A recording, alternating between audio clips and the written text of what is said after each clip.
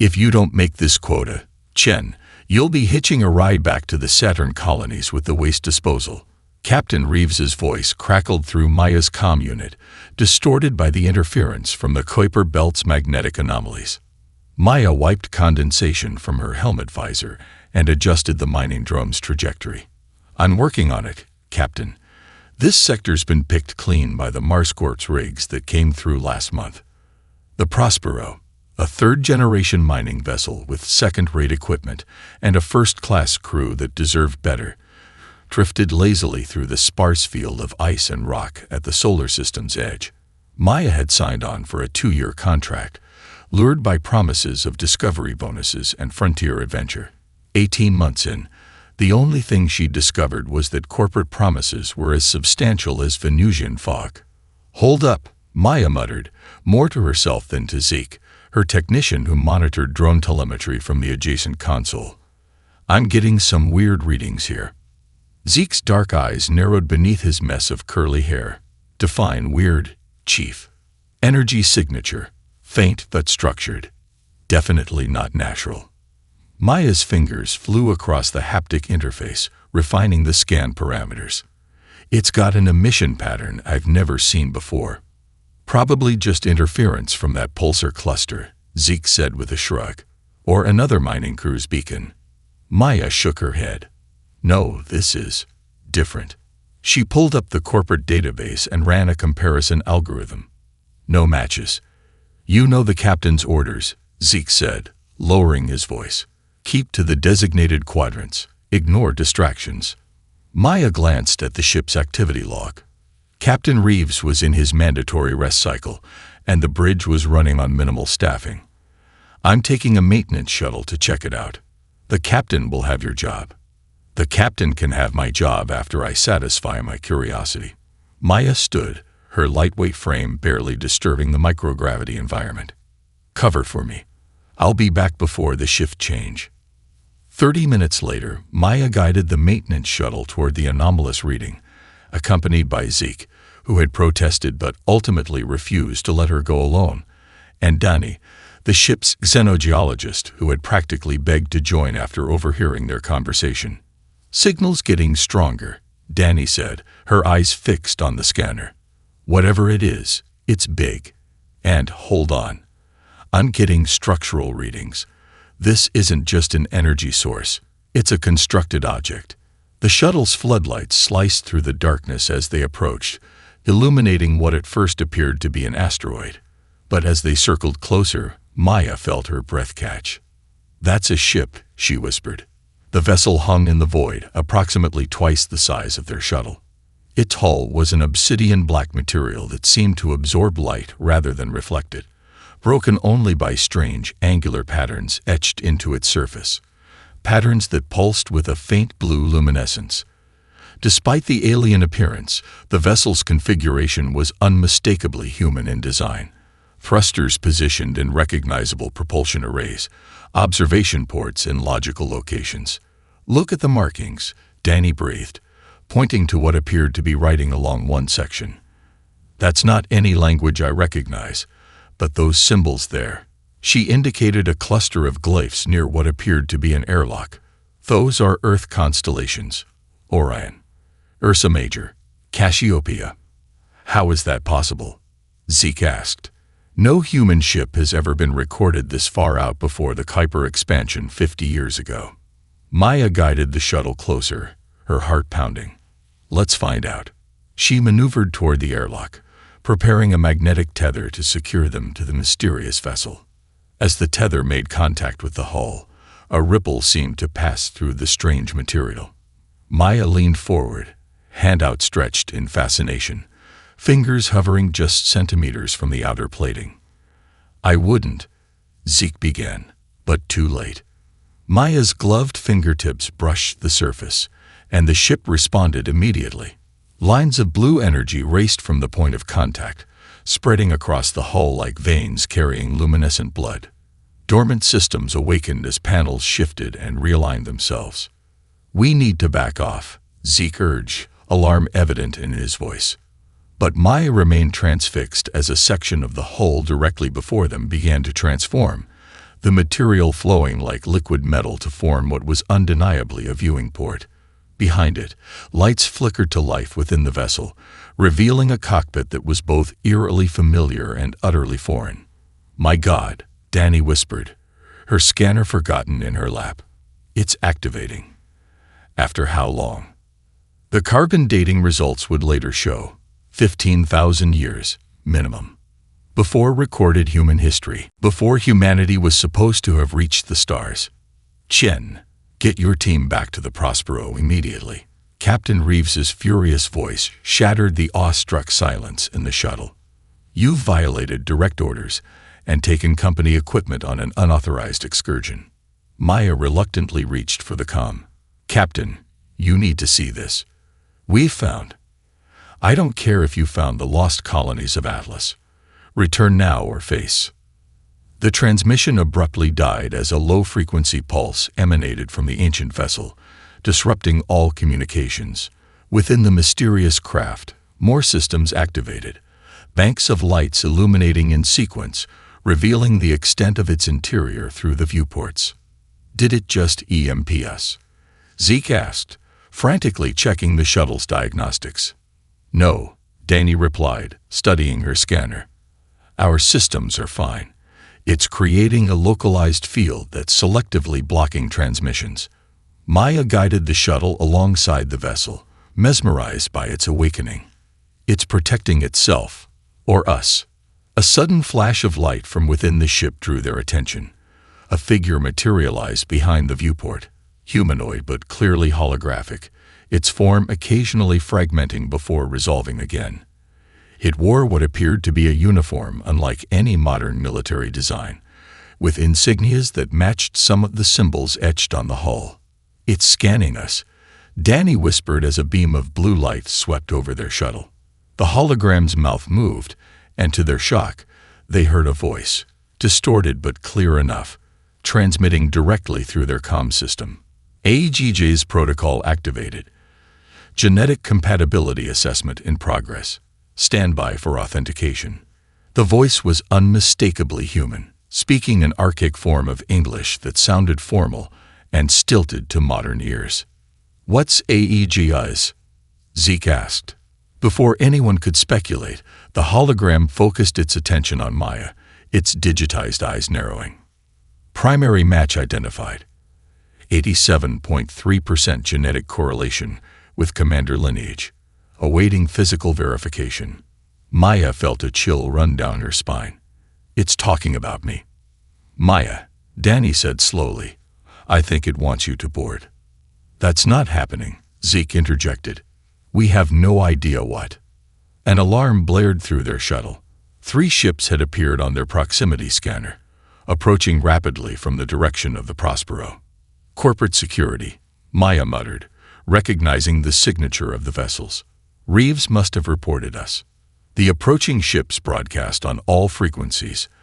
"Unidentified shuttle, you have entered a restricted mining claim.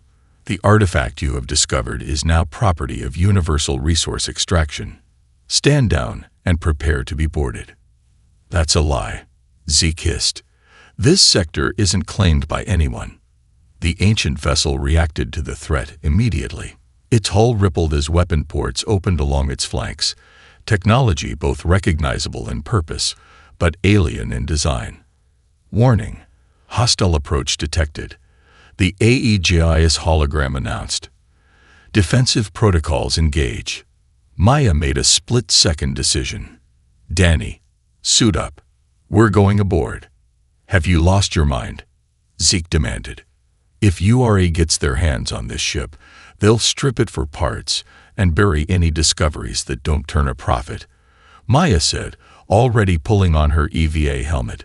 "Whatever this vessel is, it's the most important archaeological find in human history." The hologram seemed to respond to her words. "Temporary command access granted to genetic designate. Preparing safe approach vector." A seam appeared in the ancient hull, widening into an airlock entrance as interior lights illuminated a path inside. "Maya, please," Zeke pleaded. "We don't know what's in there." She met his gaze. "Stay with the shuttle. If we're not back in 30 minutes, return to the Prospero and tell everyone what we found. The corporate vessels were closing in, already deploying magnetic grapples to claim the ancient ship. Maya and Dani pushed off from the shuttle, using their suit thrusters to guide themselves toward the waiting airlock. As they crossed the void, the vessel's defensive systems activated, creating a shimmering energy barrier that encircled both the ancient ship and their shuttle, leaving the corporate vessels outside. Inside the airlock, artificial gravity pulled them gently to the floor as the outer door sealed behind them. A soft hiss indicated atmospheric pressure equalizing. "The air reads as breathable," Dani reported, checking her suit sensors in disbelief. "How is that possible after all this time?" The inner door slid open, revealing a corridor illuminated by strips of blue light. The hologram awaited them, its form more stable now. "Welcome aboard the Sentinel, designated survivors," it said, regarding Maya with what could only be described as recognition. "I am AEGIS, and I have waited a very long time for your return." "Designated survivors," Maya repeated, her voice echoing in the corridor. "What does that mean?" AEGIS's holographic form flickered as it led them deeper into the vessel. "Protocol prevents full disclosure without verification. Please proceed to the command center for authentication." The interior architecture defied Maya's expectations. Rather than the cramped utility of modern spacecraft, the Sentinel's passages were spacious, with graceful arches and walls embedded with circuitry that pulsed with life. Most striking was the ceiling, a transparent material showing not the void of space, but a real-time tactical display of their surroundings, highlighting the corporate vessels still attempting to breach the energy barrier. "This technology is impossible," Dani whispered, running her scanner over inscriptions that lined the walls. "These alloys don't exist in our metallurgical database." They entered a circular chamber dominated by a command chair surrounded by holographic interfaces. AEGIS gestured to the chair. "Authentication required. Genetic designate must initialize primary systems." Maya hesitated. "I want answers first. What is this ship? How do you know my genetic profile?" "Partial access granted for preliminary briefing," AEGIS responded. A three-dimensional star map materialized in the center of the room, focusing on Earth. Historical record playback initiating. The hologram shifted to show Earth, but not as they knew it. The continents appeared slightly different. The Sahara was lush and green, and orbital platforms surrounded the planet. Approximately 17,384 standard years ago, AEGIS narrated, human civilization achieved technological singularity. "That's impossible," Dani interjected. 17,000 years ago, humans were still hunter-gatherers." "Incorrect," AEGIS stated. "The civilization you know represents humanity's second ascension. The first was deliberately erased from historical record."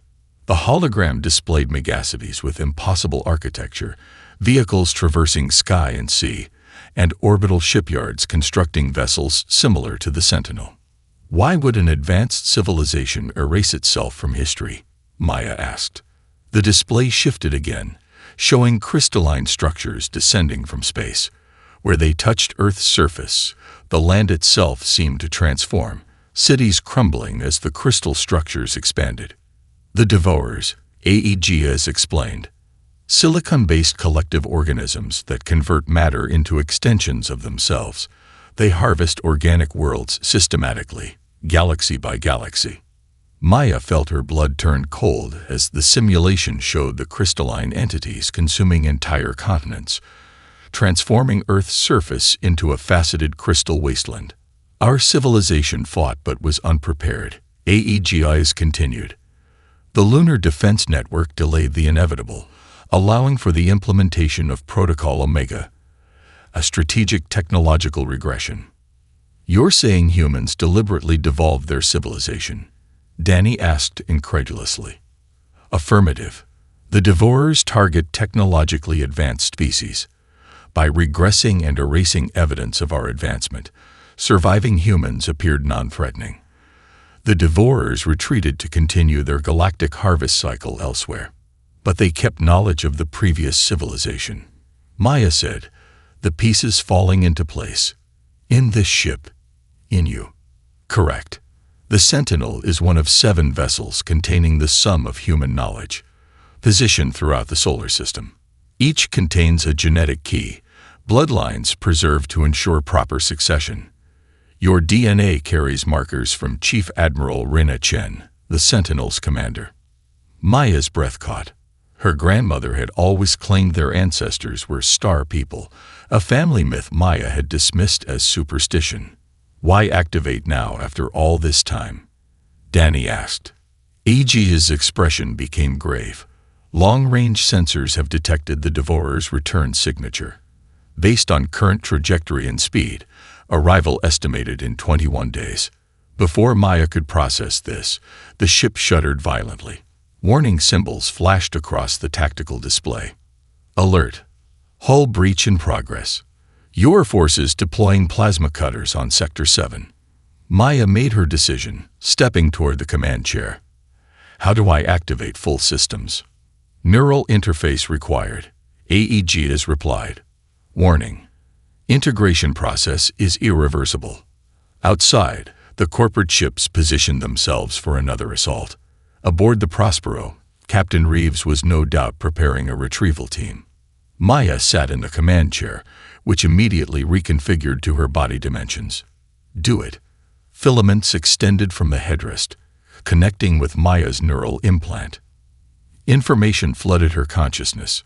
Star charts, weapon systems, tactical assessments, and memories that weren't her own. She saw Earth as it once was, felt the desperation of a civilization facing extinction, and understood the Sentinel's true purpose. Full systems online, Maya announced, her voice overlaid with new authority as the ship's engines roared to life. Plotting course for Earth. The warning must be delivered. The journey to Earth took 3 days, a fraction of the time it should have taken using conventional drives. Maya spent most of it in the command chair, her consciousness intertwined with the Sentinel's systems as ancient knowledge flowed into her mind. When they finally achieved Earth orbit, a fleet of UEG military vessels surrounded them immediately. Unidentified craft, you have entered Earth-restricted space. Power down and prepare to be boarded, came the transmission from the UEG flagship Indomitable. Maya opened a channel. This is Chief Engineer Maya Chen of the mining vessel Prospero. I've discovered a prehistorical human spacecraft with critical information about an imminent threat to Earth. A pause, then. Maya Chen, you are ordered to surrender the vessel. Defense systems show weaponry of unknown design. Compliance is mandatory. Before Maya could respond, a private channel opened. A woman with silver-streaked black hair and Admiral's insignia appeared on screen. Engineer Chen, I'm Admiral Victoria Zhao, UEG Defense Command. You've caused quite the commotion. URA has filed theft charges against you, and my superiors are concerned about the weapons signatures we're detecting. Admiral, this ship predates known human history. It contains evidence of an advanced civilization that was nearly wiped out 17,000 years ago. The same threat is returning. Zhao's expression remained impassive. Dock at UAG Station Artemis. We'll discuss your discoveries. 12 hours later, Maya sat in a sterile interrogation room, neural dampeners preventing access to the Sentinel's interface she'd grown accustomed to. Across from her, Admiral Zhao studied data from Maya's neural scans. Your implant shows unprecedented activity, Zhao noted. Medical says it's been reconfigured by unknown technology. AEG is integrated with my systems, Maya explained for the 5th time. The information is genuine, Admiral. The Devourers are real. Zhao set down her tablet. Engineer Chen, do you know why I took personal interest in your case? Maya shook her head. My grandfather was a xenorchaeologist who spent his career investigating what he called the gap, the mysterious absence of human advancement between 15,000 and 5,000 years ago. Zhao produced an old paper journal. His final expedition found crystal fragments in Antarctica with impossible properties. The night he analyzed them, he woke screaming about crystal ships consuming the world. He never recovered. The devourers leave crystalline remains, Maya said. Your grandfather found evidence of the first invasion. Or he found natural formations that drove him to paranoid delusions, Zhao countered. Just as this ship has apparently done to you. The door opened, admitting a lanky man with unkempt hair and mismatched eyes. One brown, one cybernetic blue. Dr. Soren Takeda. Zhao introduced him. Our foremost xenobiologist, and the only scientist willing to risk his reputation on your claims. Takeda approached Maya with undisguised fascination. I've reviewed your neural data. If it's a delusion, it's the most structured one I've ever seen. It's not a delusion, Maya insisted. The Sentinel contains humanity's entire technological heritage, preserved to help us fight when the Devourers returned. And you claim to be genetically linked to its original commander? Takeda asked. My DNA contains markers AEGIS recognized. Takeda nodded thoughtfully. Admiral, I'd like permission to access the Sentinel's databases directly. Denied, Zhao replied firmly. The vessel has been quarantined. Our engineers can't even breach the hull without risking damage. Because it was designed to protect itself, Maya explained. It will only fully respond to authorized personnel. Convenient, Zhao said skeptically. Takeda leaned forward. There's another way to verify her claims. I've detected unusual radiation patterns at the heliopause, exactly where the Sentinel's records predict the Devourers would emerge. Zhao's composed facade cracked slightly. You didn't report this. Because I'd be dismissed as quickly as Chen here, Takeda countered. But the data is clear. Something massive is decelerating at the edge of our solar system. A junior officer burst into the room without knocking.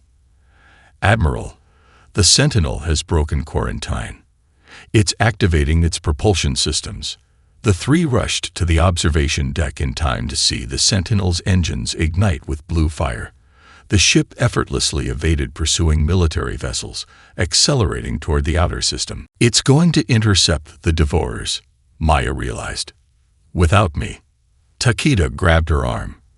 I have a research vessel with stealth capabilities. If what you're saying is true, we need to follow that ship. Maya looked to Zhao, who stood rigid, watching the Sentinel vanish into the distance. I'm coming too, the Admiral finally said, her fingers tracing the worn cover of her grandfather's journal.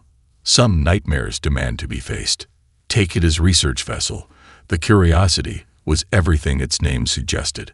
A patchwork of experimental technology that shouldn't work together but somehow did. They caught up with the Sentinel at Neptune's orbit, where the ancient vessel had positioned itself in a defensive posture. It's establishing a blockade, Maya observed from the Curiosity's bridge, using Neptune's gravity well to amplify its sensor range. Admiral Zhao studied the tactical display with narrowed eyes. If there really is a hostile force approaching, this position offers strategic advantages. The gas giant's magnetosphere provides cover while allowing for long-range detection. Look, Takeda interrupted, pointing to the Sentinel's hull. Previously dormant sections were reconfiguring, weapon systems deploying that made even Zhao's military experience seem primitive by comparison. It's preparing for combat. Maya felt a phantom connection to AEGIS, a whisper of the neural link she'd briefly shared. It's not just preparing, it's evolving, adapting based on current technology it's observed. Integrating modern innovations with ancient designs, Takeda mused. Fascinating evolutionary approach to warfare. Terrifying is what it is, Zhao countered. If hostiles aren't coming, we've got an autonomous superweapon in our solar system that answers to no one. The ship's proximity alarm blared. Multiple objects had appeared at the edge of their sensor range, decelerating from impossible speeds. 7 distinct signatures, Takeda reported, his cybernetic eye whirring as it processed the data. Massive. The smallest is roughly 2 kilometers in diameter. Maya's blood ran cold. The Devours. The objects emerged from the darkness beyond Neptune, crystalline structures that reflected starlight in prismatic patterns. Their surfaces constantly shifted and realigned, giving an impression of both solid matter and liquid movement. The largest resembled a jagged shard of diamond the size of a small moon. All UEG vessels. This is Admiral Zhao. She broadcast on an emergency channel. Fall back to defensive position Delta. Unknown contacts approaching Neptune's orbit. This is not a drill.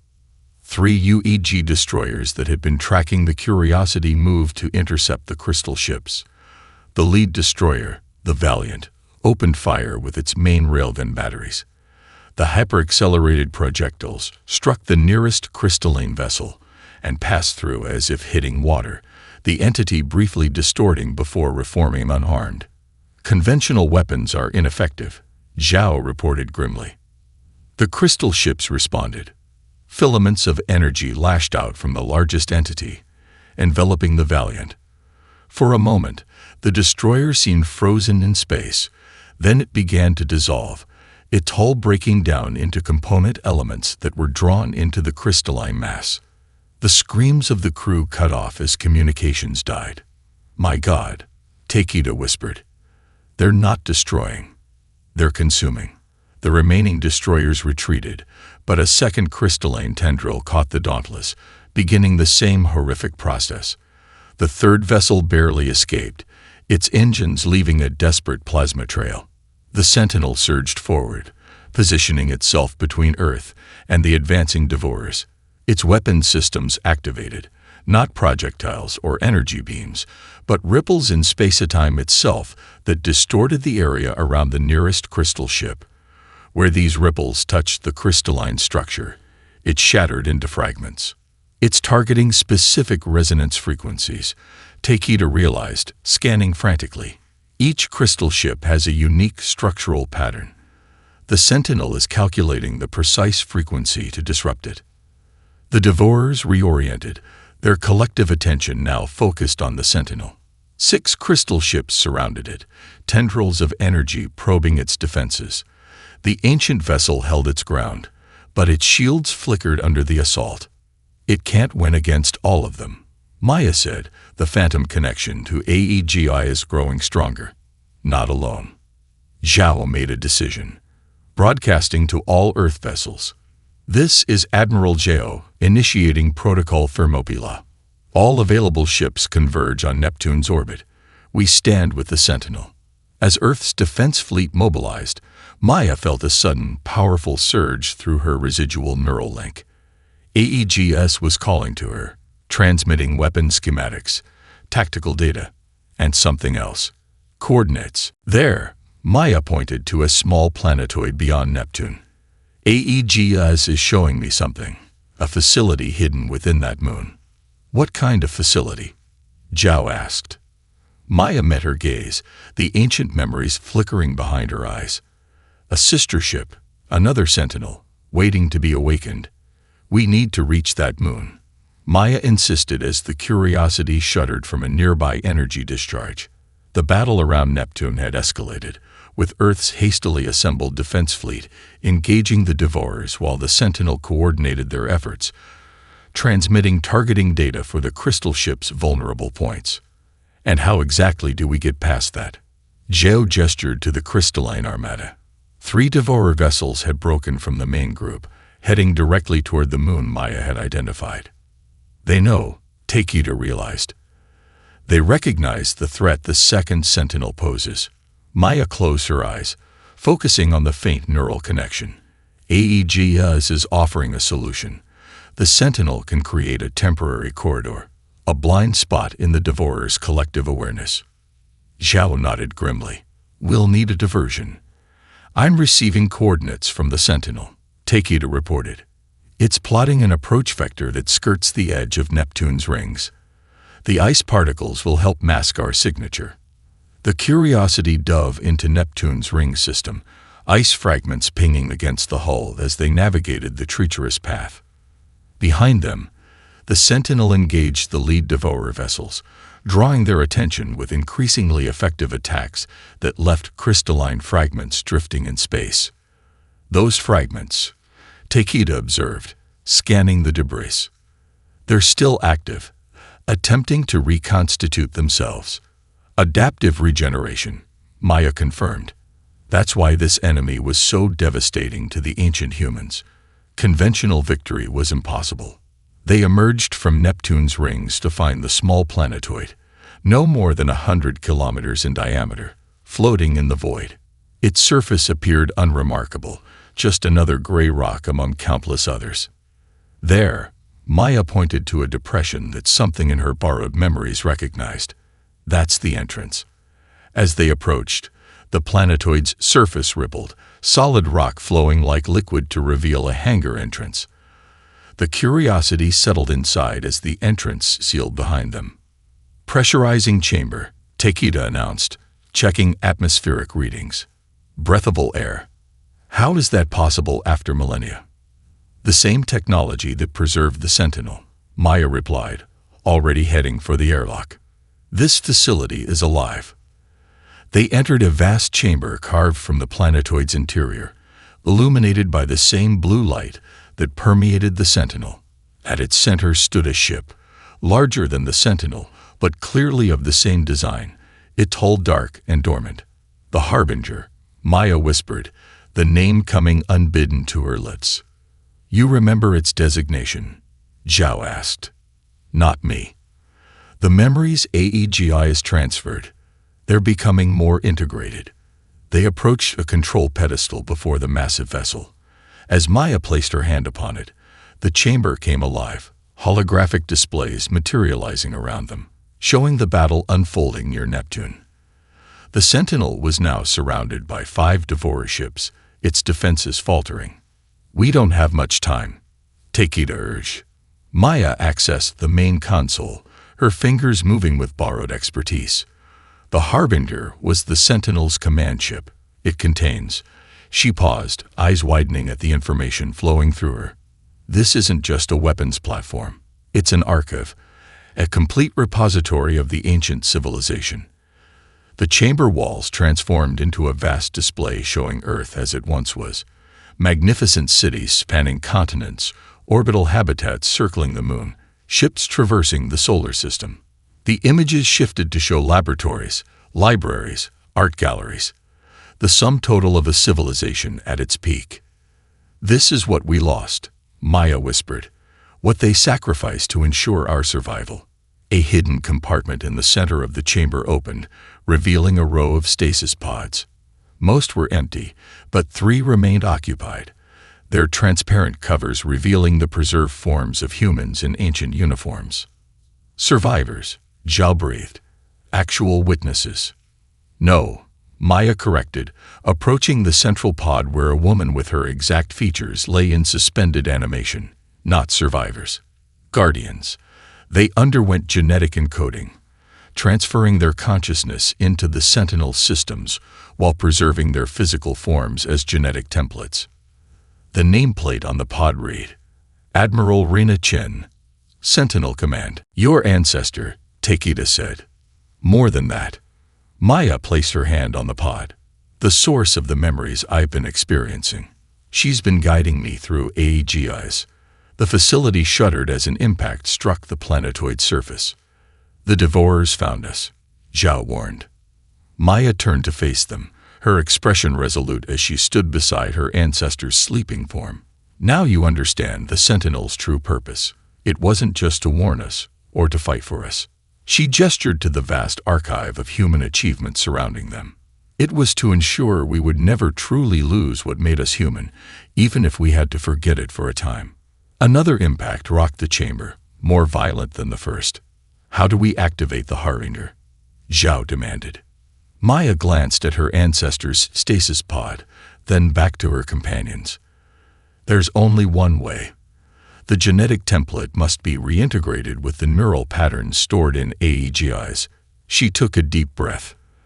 I need to complete the merger with my ancestor's consciousness. You can't seriously be considering this, Zhao protested as Maya prepared the stasis pod for the integration procedure. "We have no idea what will happen to your consciousness." "I'll still be me," Maya replied, though uncertainty flickered across her face. "Just more." Another impact shook the facility. Fracture lines appeared along the ceiling as crystalline tendrils probed through the rock.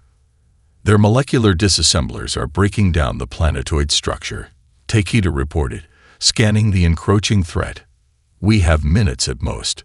Maya looked at her ancestor's face, so similar to her own, yet bearing the weight of decisions she could scarcely imagine. Admiral Chen made this sacrifice once. She encoded her consciousness knowing she might never wake again, all to preserve what humanity had built. Zhao's expression softened. "Your ancestor was a soldier. She accepted the risks. You're a mining engineer who stumbled into this war." "No." Maya shook her head. "I was always meant to find the Sentinel. AEGS guided the Prospero to that sector. The genetic markers in my DNA. They're like a key that was waiting for the right lock." The facility's systems suddenly activated, holographic interfaces appearing around the stasis pod. A voice, similar to AEGIS but more fluid, more human, echoed through the chamber. "Integration protocol prepared. Final authorization required." Zhao stepped back, hand instinctively moving to her sidearm. "What was that?" "The remnant of Admiral Chen's consciousness," Maya answered, understanding flowing through her incomplete neural link. "She's been waiting, fragmented between the Sentinel systems and this stasis pod." Takeda approached a console displaying Admiral Chen's vital signs. Her brain activity is minimal but present. She's not fully conscious, but she's not entirely dormant either. A quantum state of consciousness. Remarkable. A massive tremor rocked the facility. Part of the ceiling collapsed, revealing the crystalline structure of a devourer ship boring through the planetoid. "We're out of time," Zhao announced, drawing her weapon and firing at the intrusion. The energy pulses dissipated harmlessly against the crystal. "Whatever you're going to do, Chen, do it now." Maya climbed into a second stasis pod adjacent to her ancestors. "The Harbinger needs both of us. Her knowledge and my living connection to the present." The pods hummed with energy as an interface helmet lowered over Maya's head. Through the transparent cover, she watched tendrils of crystalline material snake into the chamber, dissolving equipment as they advanced. "Initiating neural harmonization," the system announced. Maya's consciousness expanded beyond her physical form. She saw glimpses of Earth as it once was, magnificent and terrible in its advancement. She felt the horror of first contact with the Devourers, the desperation of a losing war, the agonizing decision to erase their civilization to survive. Most vividly, she experienced Admiral Chen's final moments, the weight of billions of lives as she enacted Protocol Omega, ordering the destruction of humanity's greatest achievements and the deliberate regression of their species. The Admiral's overwhelming guilt at condemning her people to millennia of struggle, balanced against the hope that someday they might rise again with the wisdom to avoid their ancestors' mistakes. "Is this burden one you are prepared to carry?" The question wasn't spoken but felt, Admiral Chen's fragmented consciousness testing her descendants' resolve. "I am," Maya answered silently. Their minds merged, not erasing either, but creating something new. Maya remained herself, but with the addition of her ancestors' memories, knowledge, and determination. The weight of 15,000 years of waiting settled into her consciousness. The stasis pods opened simultaneously, as the Harbinger roared to life around them. Crystalline tendrils recoiled as if burned when they approached Maya as she rose, her eyes now illuminated with the same blue light that pulsed through the ancient vessels. "Neural integration complete," Maya announced, her voice overlaid with harmonics that hadn't been present before. "The Harbinger is online. The massive ship's systems fully activated, weapons extending from previously hidden compartments.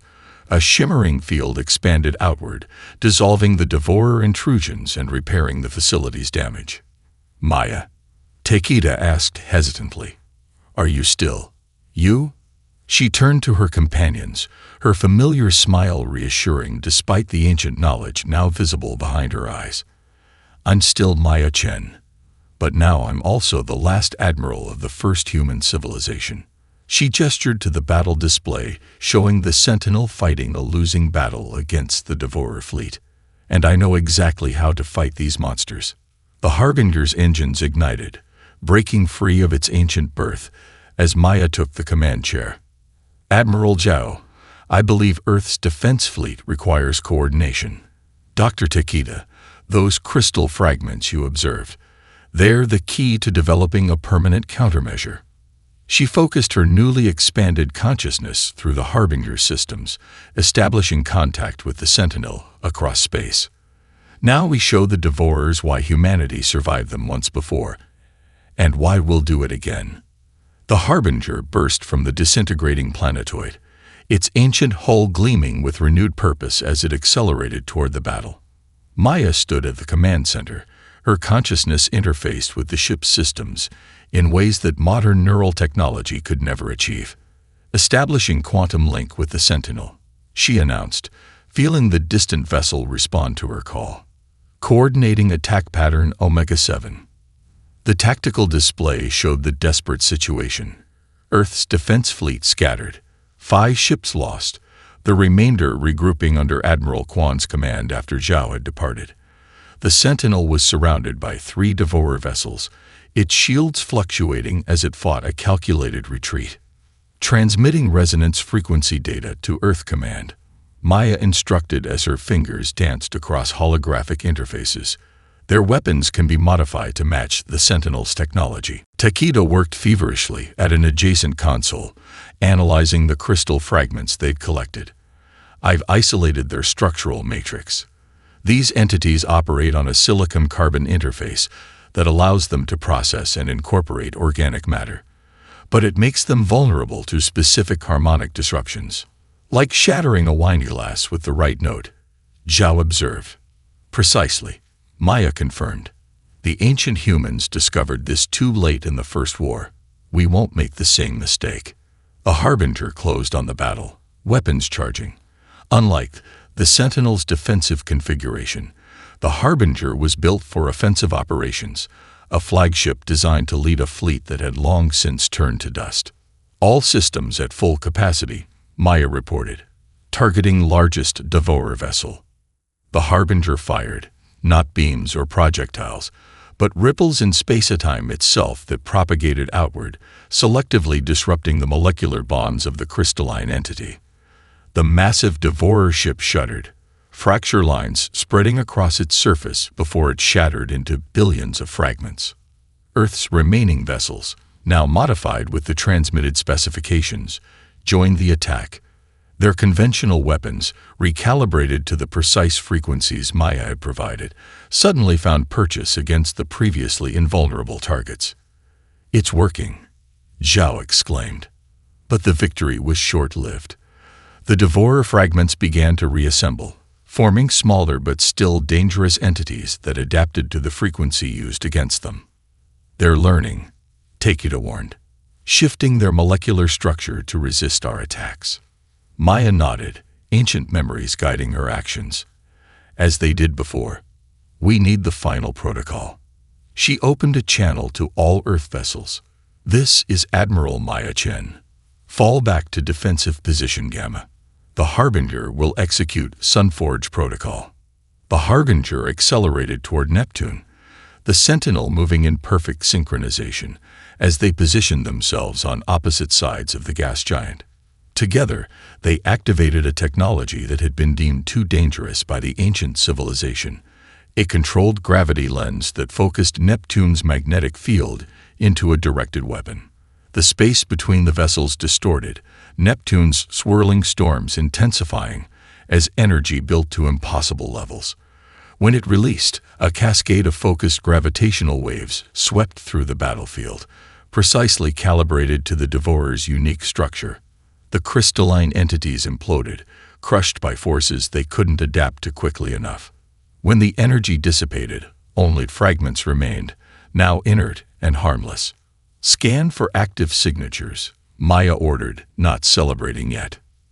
Nothing within the solar system, Takeda confirmed after tense minutes.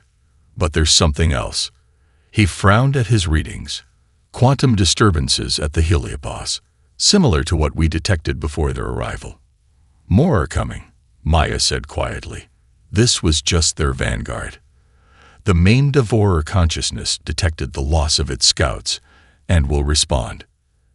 Zhao's expression hardened. How long do we have? Based on their observed transit patterns, 8 years, perhaps 10. Maya turned to face her companions, the weight of 2 civilizations reflected in her eyes. Time enough, if we use it wisely. The Harbinger and the Sentinel took up flanking positions as they escorted Earth's battered fleet home. Below, the planet gleamed blue and white, still innocent of the full extent of its ancient heritage and the greater war to come. In orbit, UEG officials waited with questions and demands. But as the Harbinger docked with the orbital station, Maya felt a sense of certainty that transcended her dual existence. Humanity would face this challenge as they had faced countless others throughout their interrupted history, with innovation, determination, and the unbreakable will to survive. We have reclaimed our inheritance, she announced as the airlock opened to a new chapter in human history. Now we must prove ourselves worthy of it. Around the solar system, 6 more planetoids stirred with ancient power as dormant sentinels awakened to their sister ship's call. Humanity's forgotten guardians taking up their eternal watch once more.